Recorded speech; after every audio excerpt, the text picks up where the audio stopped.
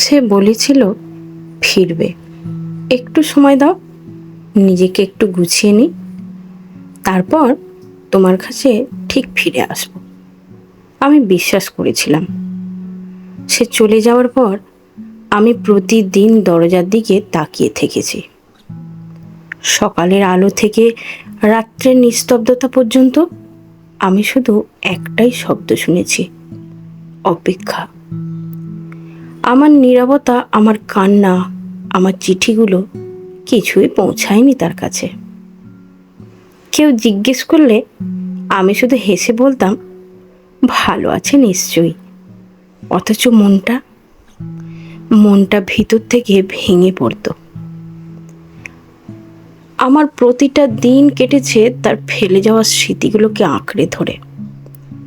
ওর প্রিয় কাপটা আজও আলনায় রাখা, ওর শেষ পড়ে যাওয়া জামাটাও সেইভাবেই রাখা আছে।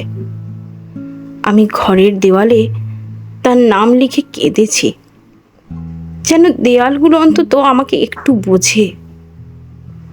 বন্ধুরা বলেছে ভুলে যা, সমাজ বলেছে পাগল মেয়ে একটা, কিন্তু আমার মন বলেছে সে ঠিক ফিরে আসবে, তোকে কথা দিয়েছে তো। আমি বিশ্বাস করতে শিখেছি, আমি ভালোবাসতে শিখেছি। আজ বহু বছর কেটে গেছে, সে ফেরেনি। কিন্তু জানো, আমি এখনো অপেক্ষা করি। না, শুধু অপেক্ষাই করি না, আমি অপেক্ষা করি তার শেষ কথাটার জন্য। তুই ঠিক ছিলিস, আমি হেরে গিয়েছিলাম। অপেক্ষা মানেই দুর্বলতা নয়, কখনো কখনো কারোর জন্য নিঃশব্দ ভালোবাসাটাও সাহসের নাম হয়ে যায়। আমার ভালোবাসা ওকে বাঁধতে পারেনি, কিন্তু ওর দেওয়া একটা কথা, সেটাই আমায় আজও বাঁচিয়ে রেখেছে।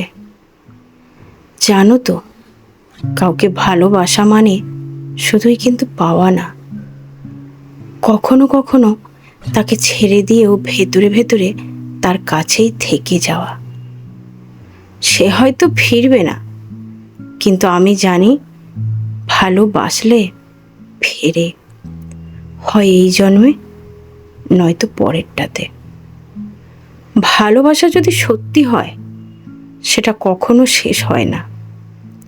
সে তো ফিরে আসবেই, সে তো ফিরে আসবে বলেই আমি আজও অপেক্ষায় আছি। আপনার জীবনে কি সেই অপেক্ষা কি এখনো শেষ হয়নি? যদি সেটা না হয়, তাহলে কমেন্ট বক্সে লিখুন, হয়তোবা কেউ পড়বে আর চুপি চুপি কাঁদবে।